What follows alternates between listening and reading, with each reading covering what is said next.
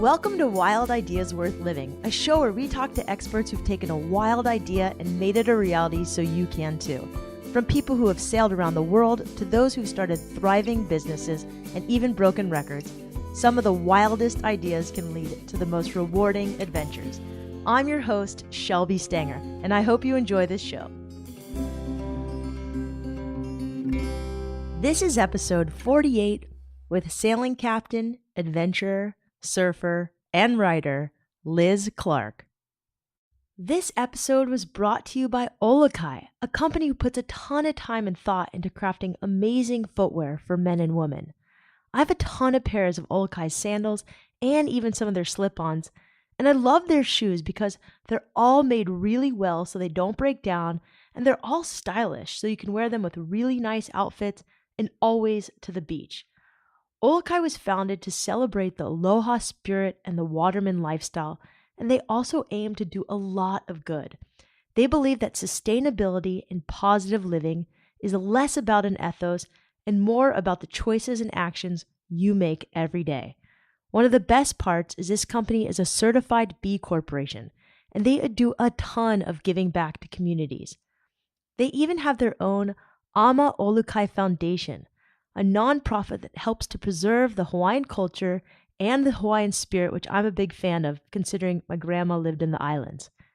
You can check them out and buy an awesome pair of sandals or even some slip-ons or one of their new pairs of boots for yourself or a loved one this season at olukai.com. That's Olukai, olukai.com. This episode was brought to you by Active Skin Repair.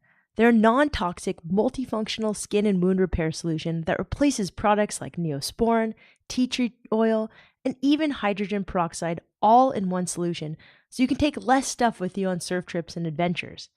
I found this product created by a bunch of biotech guys who also love the outdoors. The active ingredient, hypochlorous or HOCl, is naturally produced by white blood cells to kill 99% of bacteria within 15 seconds. It also reduces skin inflammation and helps the body heal naturally. The best part is it does it without harsh chemicals or antibiotics. You can use it on sensitive parts, and it's even reef safe and environmentally friendly. The medical team for the World Surf League is using it for reef cuts, rock climbers are using it for flappers, cyclists for chafing and saddle sores, and even Navy SEALs are carrying it in their pack. To heal faster and go farther, check them out at bldgactive.com. That's bldgactive.com. Liz Clark is an adventurer, surfer. She was actually the college women's champ, a sailboat captain, and an accomplished writer with her first book coming out this year with Patagonia Publishing. In 2005, she set sail from the docks of Santa Barbara toward French Polynesia with some pretty amazing stops along the way. Through over 20,000 nautical miles, Liz, who actually has been spending most of her time in French Polynesia, she's discovered the most important types of exploration often happen from within. Liz is incredibly introspective and thoughtful.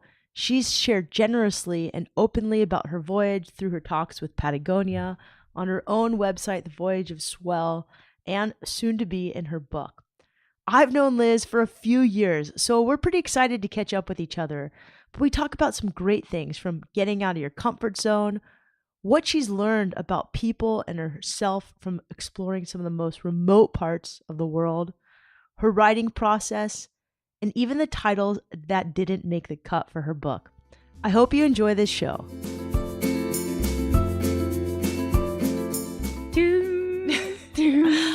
All right.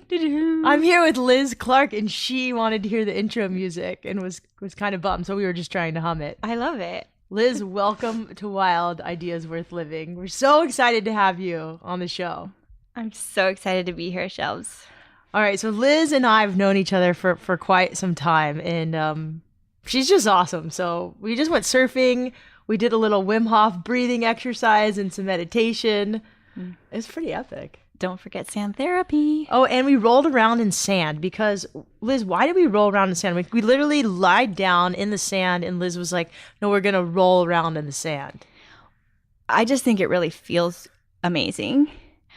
And, there could be a lot of explanations, like how the sand absorbs the sun and then you're getting all this great sun power. But probably like negative ions. And probably negative ions. But for me, it just feels so good. I can't resist. So you're getting a little taste of our relationship. Liz and I have known each other for a while, and she's got a remarkable story. Liz, maybe you can just tell us what you've been doing for the last 10 years on your boat, sailing to Tahiti and doing what most people want to do with their lives. Well, so long story short, I had a dream to see the world by sailboat because I grew up sailing with my family. And when I was in my young 20s, I met a retired professor who ended up giving me his sailboat. He wanted to sail around the world his whole life and never did. So he wanted to help someone to that dream and live vicariously through them. And that happened to be me. I was in the right place at the right time and had the desire. And so he set me up. We spent almost 3 years putting the boat together and redoing an old Cal 40. And then I sailed off. I sailed south towards Mexico and into the South Pacific. And for the last 10 years, maybe a little more, almost 12 now, I've been living on my sailboat and writing and trying to bring awareness to environmental issues and trying to grow as a human and figure out how we can create a better world. And your boat is called Swell. My boat is named Swell. And your writing is beautiful. So Liz has had a blog, The Voyage of Swell. It's been incredible to follow along with her journey. And now there's a book coming out. You just spent the last year writing a book. So let's just start. 3 years. 3 years. Mm-hmm. Okay, so it's been 3 years. And then the last year. Well, I spent a whole year procrastinating. And then by the time I'd written enough outlines and cleaned everything and cut my nails and everything else, I was able to start writing.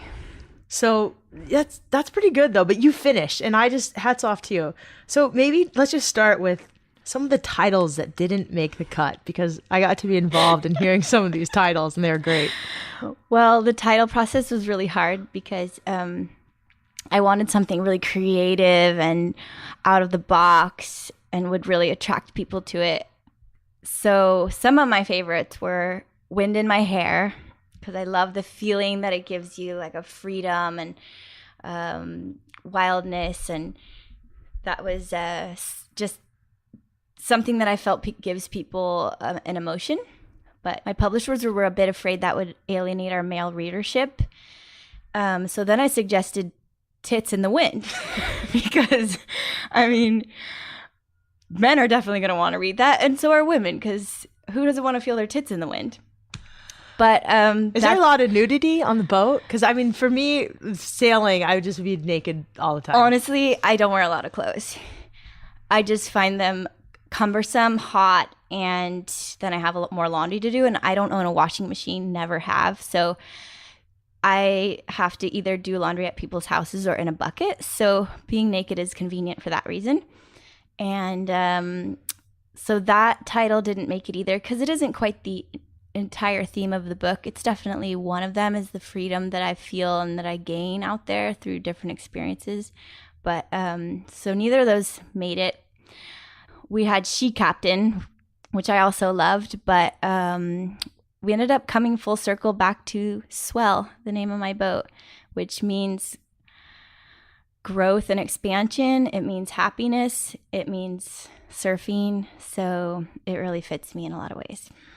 I love the name Swell. I liked She Captain and Tits in the Wind, but maybe you could just tell us a little bit about what people are going to get in the book, because it doesn't come out until spring. Mm-hmm. So we have to wait a little while, but hopefully I can get early manuscript. Maybe you could tell a little bit about, one, what you hope readers will take from it. I guess that's kind of a big question. Maybe what you aimed to write. I aimed to share my personal story of growth through the journey. And what I really hope people get from it is that each of us has this unique journey out there that is only ours to take, and that by following what you love and what you're passionate about, and choosing love over fear, you'll take yourself on this journey of growth and discovery that is available to everyone in so many different ways. And so yeah, I tried to share the humanness of my story. A lot of people look at me and they think that I've done this really difficult thing and that I'm some superhuman who has, all these crazy skills, but really, because it was my dream, I pushed myself to learn. I pushed myself through it. It made me expand in so many ways that I think when you follow passion, you break through these perceived limits that we have because you really, really want to. You go the extra mile. You do things that you normally wouldn't because it's for something you really love and care about. So that's what I want to transmit to my readers, is how important it is to do something they really love. So there are any stories through telling that you were like a little afraid to write, but you wrote anyway? Many. There's a lot of really personal stuff in there that I've never shared with the world. So this is a really scary time for me, or really like exciting too, because I'm seeing these two worlds converge, my inner world and my outer world. I'm ready to share this with the world and hope that it frees other people to follow their own passion and be their authentic self a little, wear it on their shirt, their shirt sleeve, like with a little more courage. Sailing is such a good metaphor for life. I'm so excited for this book for so many reasons. But I think one of the questions I've always had is just from the beginning, when you had this idea to set sail to the South Pacific, you were young, like 24? I was 23 when I left. 23 when you left. What was the biggest thing, though, that you had to overcome personally to untie the dock lines and just go?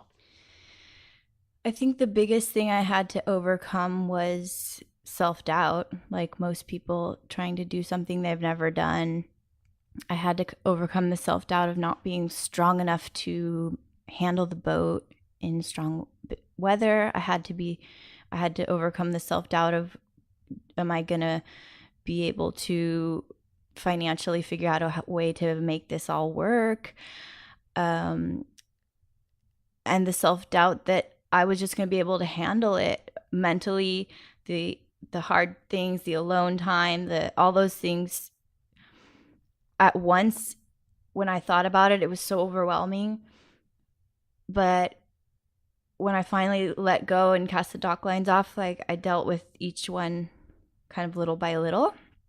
And I think that conquering my self-doubt and kind of showing myself that I was capable of so much more than I imagined, little by little through things that would happen on the trip, has been like the most liberating thing I could have ever asked for. So cool. So first of all, Liz is, how tall are you, Liz? 5'4". She's 5'4", but you weigh like 108 maybe. 108 pounds. She's tiny, very strong, an awesome surfer. So you're not like the vision of a she pirate. Do you have any early stories when you were sailing that like kind of some big challenges that happened that you can share? Just like a really good story that you remember that really taught you to face that self-doubt and fear head on. So at one point in the journey, I decided I was ready to sail alone. I did the first year and a half with friends, and then I crossed the Pacific with my mom. And after that, I was feeling confident and ready to go on alone. So I sailed north 1,500 miles to a remote archipelago to spend the cyclone season.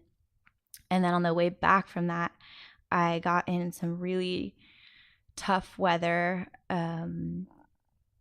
couple nights of lightning and thunderstorms, and then just an all-out gale, and I was trying to go upwind. I was running low on food. I was getting pushed away from my destination. I was I didn't sleep for 3 or 4 days in a row, and I was so pushed to the ends of my limits. And I was able to make landfall where I wanted to after 15 days of really, really challenging conditions. And I don't know where that power came from towards the last few days. It was definitely coming from a different source, but it showed me that we are so much more capable than we think. We are so powerful when we really need to be. And that's what I've shown myself over and over through this trip. When a lot of times when I'm alone, I have something physical and difficult to accomplish that seems really hard to do by myself. And I will end up having to think the process of it through first. And then, especially in like that storm type of situation, you really want to like kind of think through all the things that could go wrong before you try a storm tactic or a maneuver that I'm not super used to with the sails or whatever. I think preparing your mind for what could go wrong and then getting out there and going slowly. Don't rush anything. Just take it one thing at a time. And I'm amazed at how much my small strength is able to accomplish when there's no other option. You just tell yourself, I'm doing that, and I can, you know? What kind of sailing experience did you have before? Like if someone wanted to go out and do a crazy sailing trip like this, Yeah. what do you recommend they need to know? And how did you learn most of what you know? So most of what I know, I grew up on sailboats. All our family vacations were out at the Channel Islands and Catalina in the summers. And so I had that foundation of nautical knowledge and safety rules and things. My dad was super big on safety. But here in Southern California, you don't get a ton of really consistent wind. So I would say, and even my whole 4,000 miles down the west coast of North America to Panama, you didn't really have much consistent wind. So I would say I learned a ton of my nautical skills as a kid, but as a sailor, once I got into the trade winds, that's where I really learned to sail my boat. I knew the basics of sailing, of course, but having consistent wind for days and days and days in a row really helped me understand the fine tuning of sailing.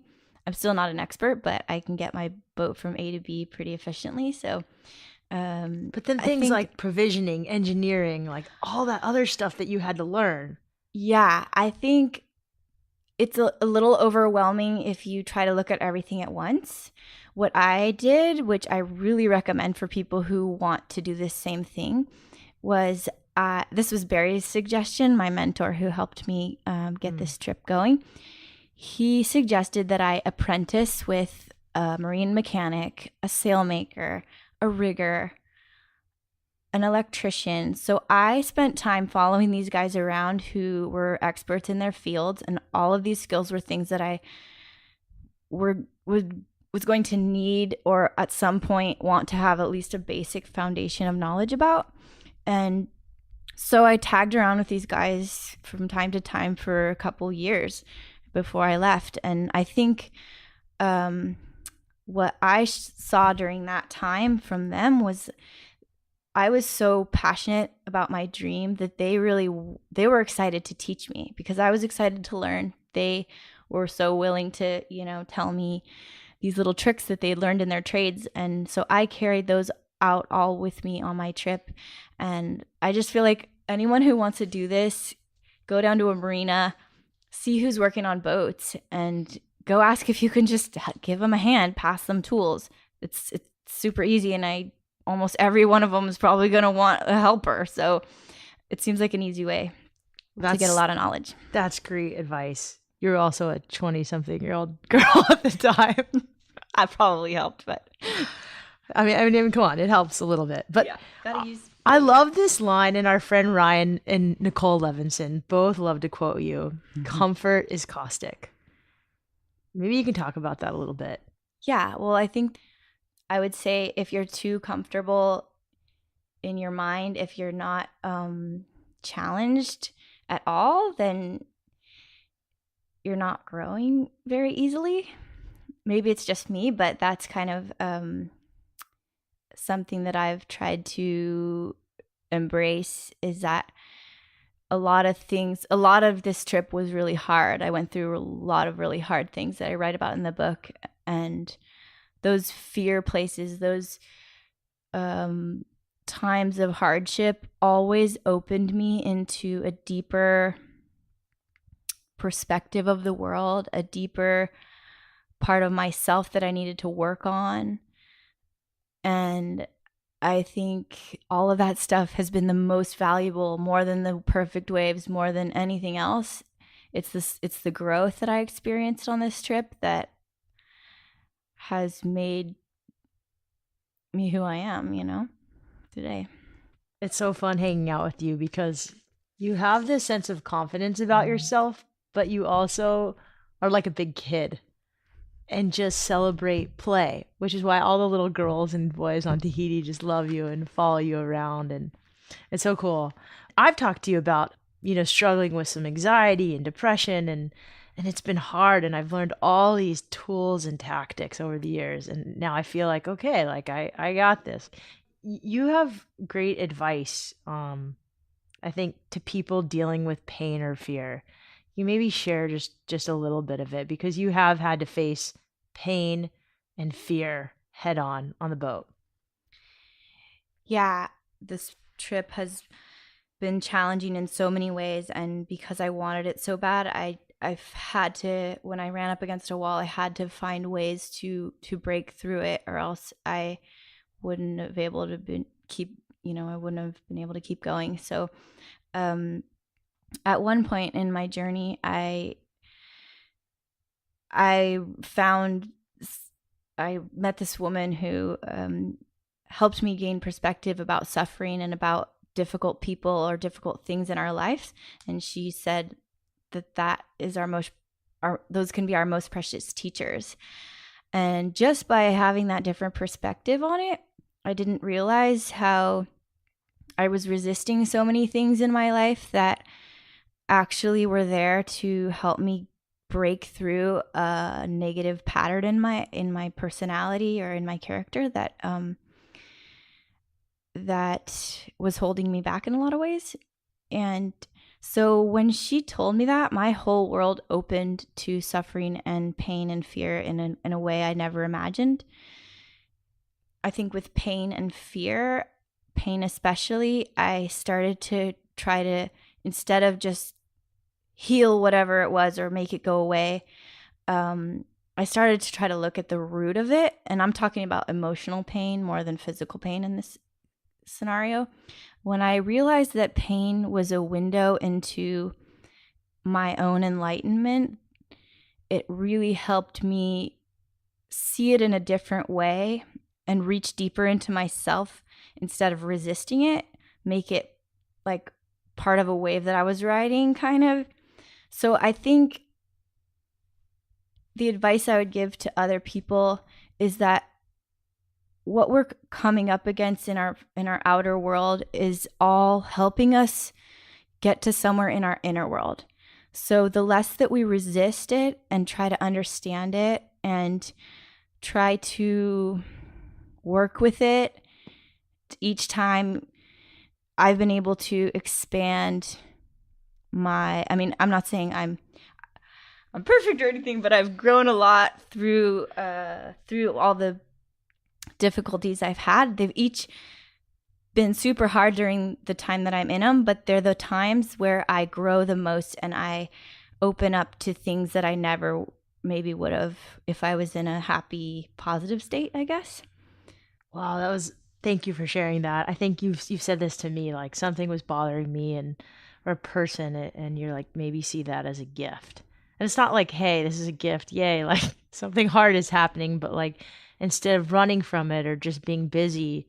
I think right now, living in the US, pretty much anywhere, not on a boat, you can just be busy if you're in pain. You can go work. You can just work more.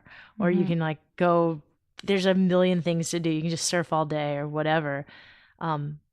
Has being on a boat kind of taught you that time and space, you just can't run from things. Yeah, I think that's been the biggest gift of this journey is that having the time. I'm not saying I've not been busy because I have, but in certain situations, I've had the freedom to take the time when I really need it to just go within and work on something in myself. I really wish that freedom for more people. So I really believe in changing the system we have right now to make more room for people to have time for those things. I think it's essential to moving forward. I totally agree. Thanks, Liz. You get to go to really interesting indigenous cultures a lot of the times on these islands you're in. I'm sure you have some cool stories about. I remember there were some local women you met on an island. I feel like there was like they were killing pigs, or I don't remember. There was some really cool story a couple years ago. But any advice to going to new cultures and being welcomed, or because you're in some pretty remote, awesome cultures. Yeah, I think the most important things you can go in with are humility and a big smile. That has gotten me really far in meeting new people and new cultures everywhere I've been. I think going in with the idea that they have something to teach you versus you knowing more than them, or by just paying attention to the subtleties and being open to learning from them. I think a lot of us go travel from the US and think that we know everything about life. And what I've learned is the more places I go, we know so very little here about really how to live a fulfilling and sustainable life, I guess. Sustainability, yeah. You're a big environmental advocate. Maybe just tell us some of the things you're doing to raise awareness about the environment, from the sunscreen you use to the forks and bamboo utensils you bring in your purse. Yeah, so I guess I was always concerned for the environment since I was a little kid.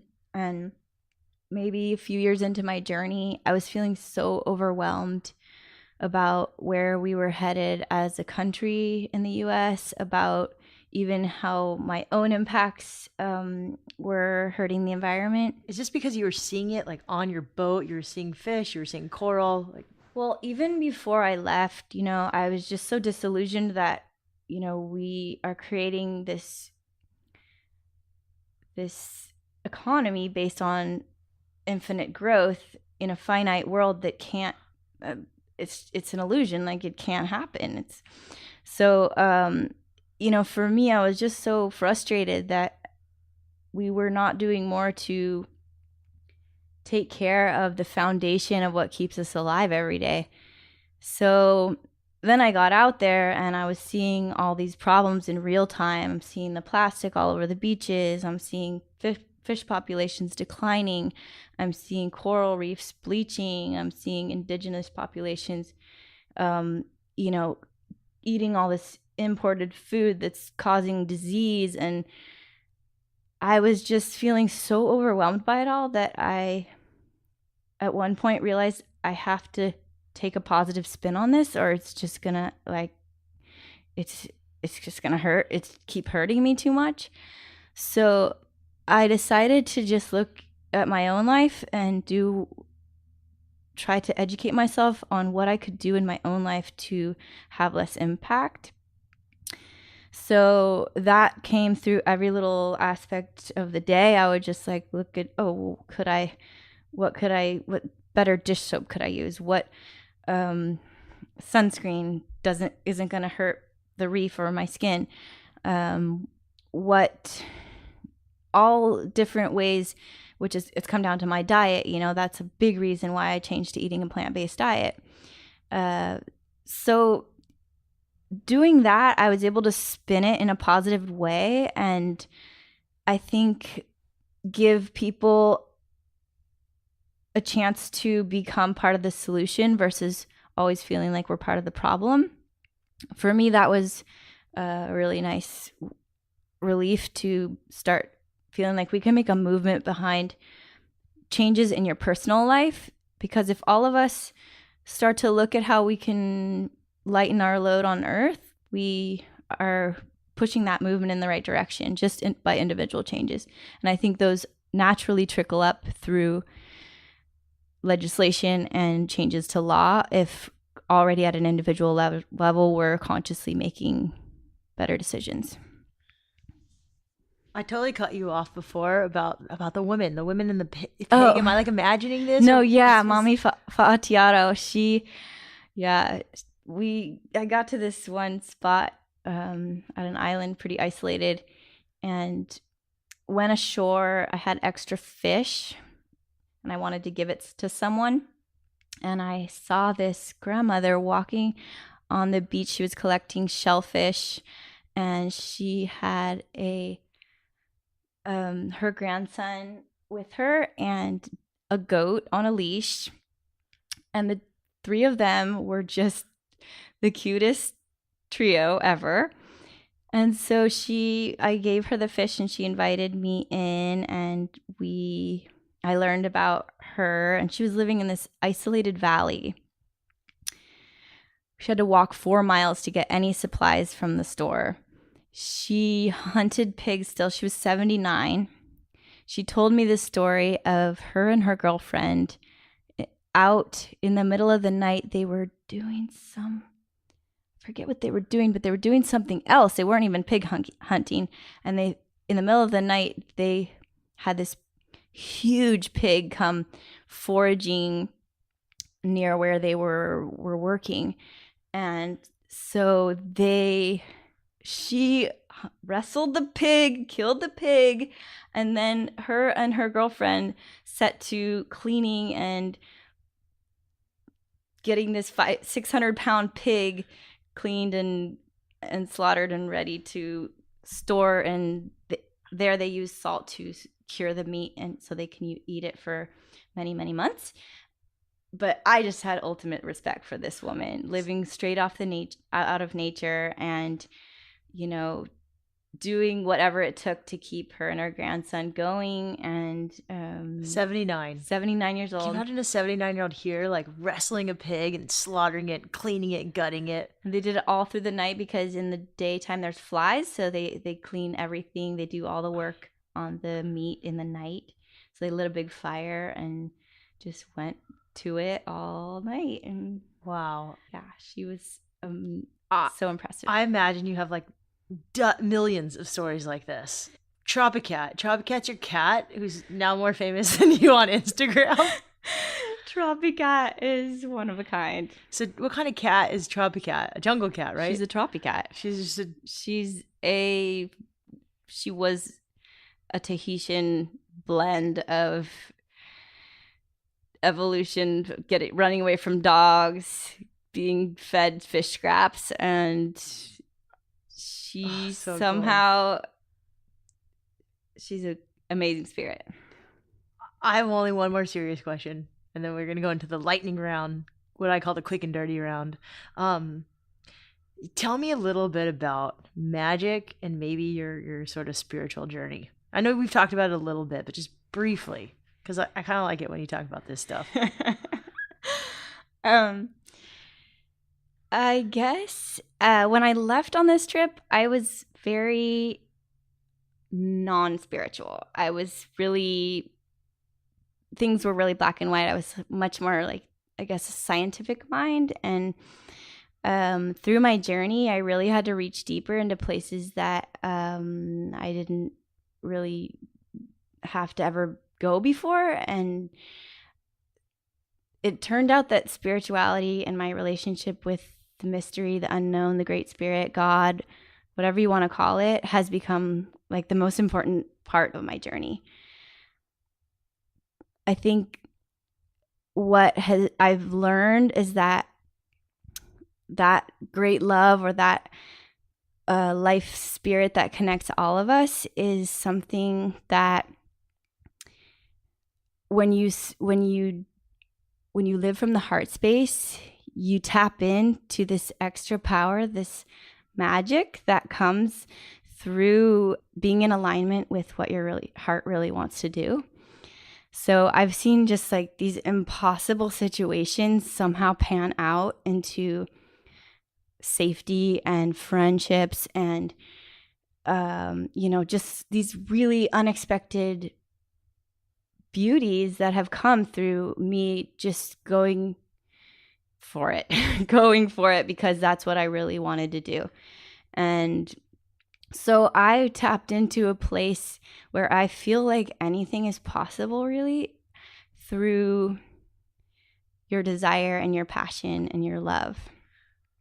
I also feel like there must be just a huge element of surrender but you have something magic about you, Liz, because every time I go surfing with you, and I'm telling you listeners, I'm not lying, every time I go surfing with Liz, like waves magically appear just right for her, and then dolphins start jumping, and then there's like fish, and the water's like blue. And maybe because you're only here in October when it's like the perfect month, I don't know, but it is pretty magic. You tend to live with magic, and it's a good reminder, because I tend to like force and grind sometimes, and then it never works out. And when you let go, I think learning to let go was something so essential to my journey, because out in the elements, you try to force things and you're going to be miserable the whole time because you can't control the weather.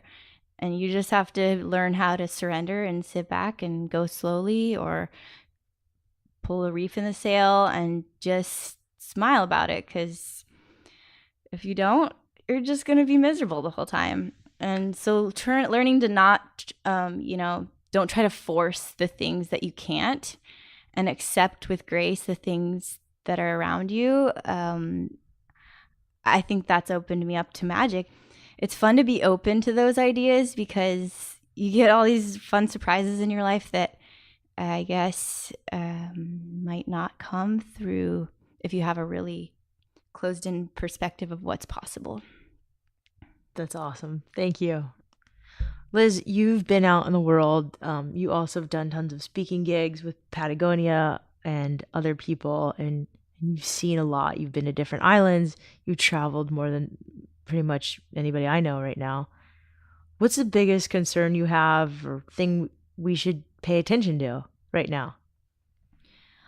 Climate change has just come to this place in my heart where I'm just, it's our biggest concern. I don't know how to tackle it, but I know that it's the one thing that we all need to come together on.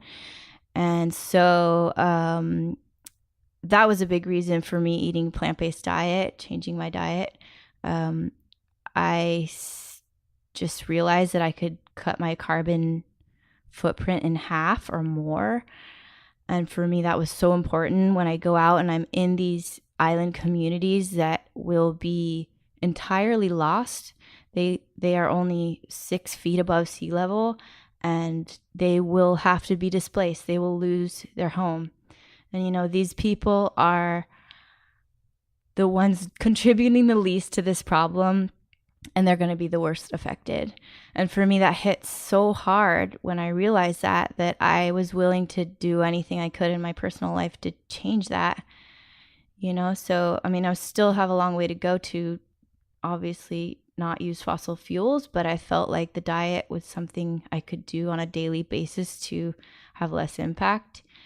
So I do encourage people to look at a plant-based diet as a way to do something today. It doesn't mean you have to do it for the rest of your life, but until we get legislation in place that is going to help get our climate going in the right direction and get that cap on carbon, I feel like it's something that has a really positive effect every day. Okay, you ready? Yeah. Well, this is an easy one. Vegan, paleo, or pescatarian? Vegan with occasional fish. Jimmy Buffett or Jack Johnson? Jimmy Buffett. Tell me a little Jimmy story. Well, do you want to hear when I sang on stage with him in Bora Bora? Yeah, we went to this private concert where I wasn't actually private. I think he was just filming it for some of the videos he makes, and nobody in the whole island knew who he was. They were like, Jimmy Buffett?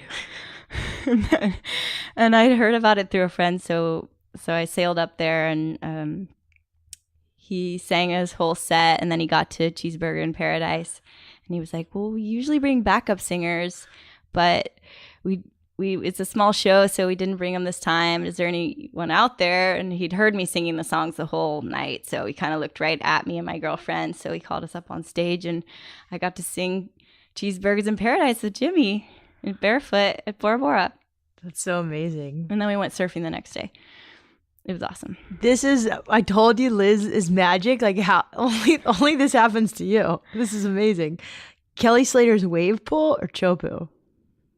Well, I've already surfed Chopo, so Kelly Slater's wave pool would be so amazing. Dear Firewire, listening to this podcast, let's make that happen. I've been practicing my right tubes. What was your last yummy meal that you made or had cooked for you? Or I'm butchering this. Sorry. My last yummy meal, I got to go out to dinner last night with my dad, Tahui, and Anna. And we had Italian food, and just being with them was the best thing. 3 of my favorite people on earth. Anna's our mutual friend. Just awesome. And Tahui is Liz's man. Sweet man. How do you say Tahiti? Tahiti. You don't say Tahiti. Do it one more time. Californians, we tend to say Tahiti. And Tahui likes to correct them to say Tahiti. Okay, I learned that today, so it's Tahiti. I'm still kind of blowing it. Daily routines, things you try to do no matter if you're in Tahiti or here. Breath work and meditation is really high on my list. So when you say breath work, you do a lot of Wim Hof. I love Wim Hof. And a funny side note story, Liz and I started doing Wim Hof within a day of each other. And we both were like, you got to check out this guy. And she's like, no, you got to check out this guy. And I'd been writing a story about him. And Wim was a really funny guy. During one of the video parts, for those of you who don't know, Google Wim Hof. He has an interesting breathing style method. It's not rocket science, but it's awesome. And it's so effective for so many things. I have literally changed my entire immune system thanks to Wim Hof. I don't get sick anymore, which I got sick. I got every cold that passed before. And now I have a bulletproof immune system. So just for anyone out there who needs help from getting that's sick. Amazing. I had no idea. So we'll post some stuff about Wim Hof method in the show notes. For me, it just helps me get into meditation deeper. If I do 2 rounds and then we meditate, I can meditate. It's so useful for that. I can't believe it changed your immune system. Okay, if you could go back in time and tell your 15-year-old self, I say 15 to everybody because that is the most, for many, tumultuous, vulnerable time. You're like a sophomore in high school. Mm-hmm. What would you go back and what would you tell your 15-year-old self?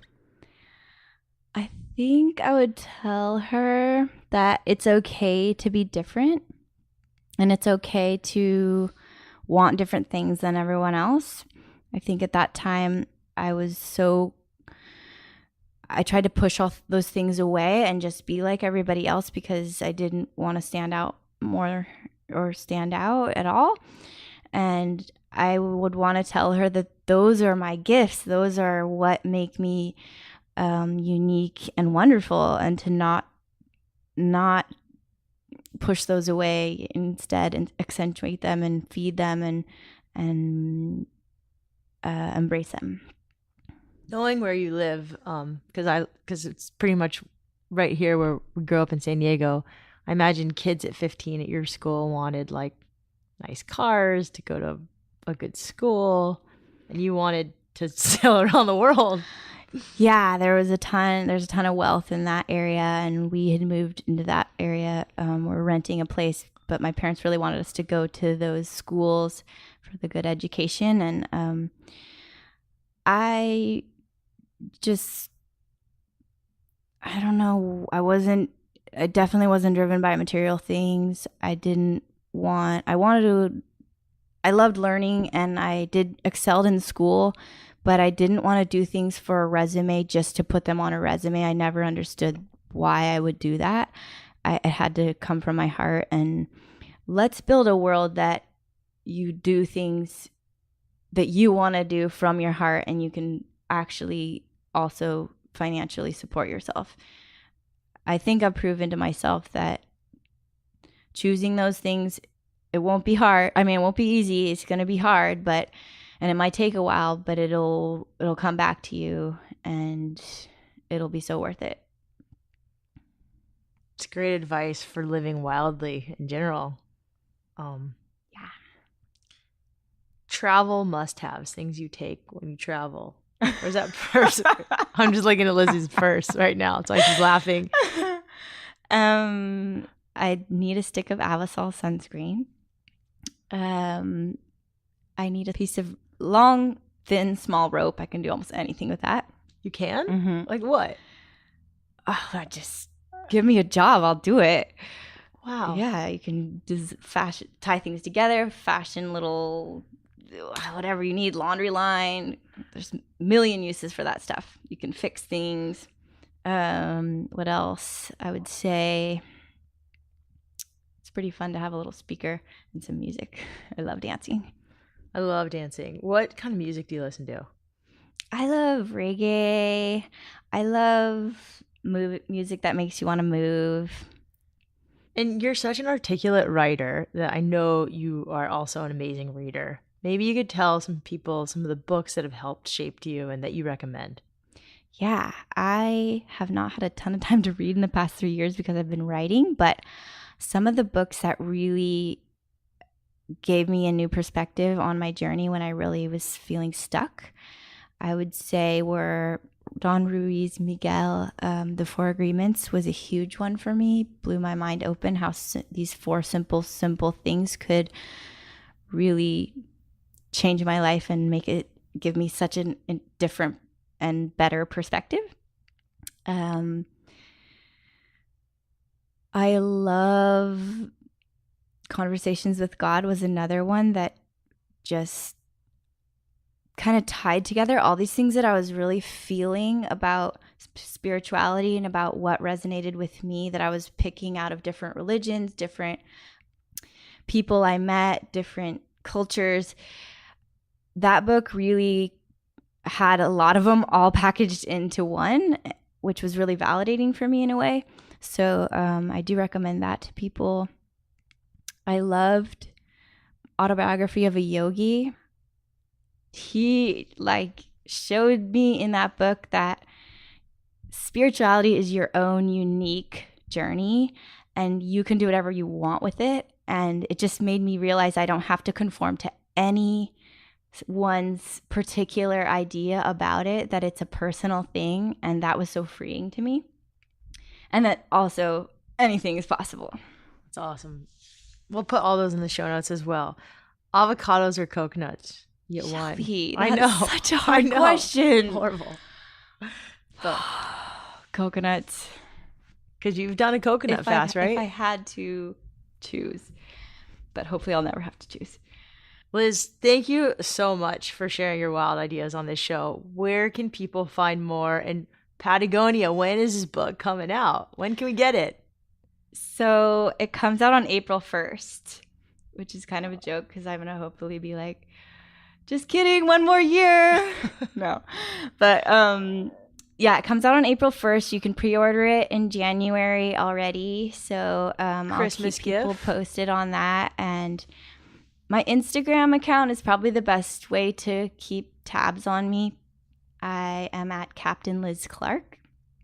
And I also have a website, swellvoyage.com, which has gotten a little less love through the book process, but I will hopefully be updating more often now that I'm free of that. And other than that, I've Facebook too. I've got a fan page going on Liz Clark and the Voyage of Swell, and yeah, I'm pretty easy to find. Awesome, Liz. Thank you so much. It's been such an honor. Thank you, Shelves. I had such a great time talking to Liz. I forgot to ask her one of my favorite questions. I called her back to ask her her message to the world.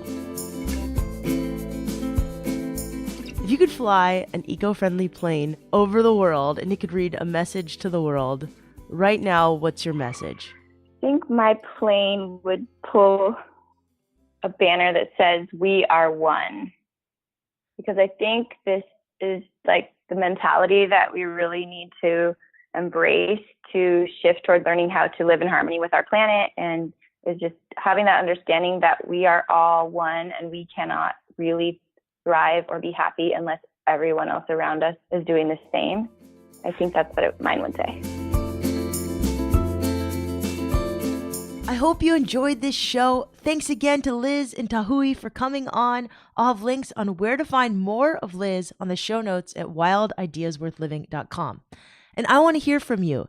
Email me, send me a message on Facebook, on our page, or on Instagram, what you like, what you want more of, what you want to see improved, and if you have any questions for any of our guests. We're gearing up for next year's shows and making a lot of improvements, so let me know your feedback now. Special thanks to Liz, to Tahui, to Emily Larson for helping with social media, to Chase Olivier for helping with the media deck, to Annie Fassler for editing this show, and special thanks to Olakai, who makes amazing, comfortable, and stylish sandals, and Active Skin Repair, who makes a product that completely healed a wound. I had some stitches from surfing. It healed it faster than the doctor ever would have thought, so check them out. You can help support the show at wildideasworthliving.com/support us through our Amazon affiliate links, by donating, or just writing a review on iTunes. I love seeing these reviews. They are awesome. Wherever you are, don't forget, some of the best adventures often happen when you follow your wildest ideas. We have some great shows coming up. We'll see you next week.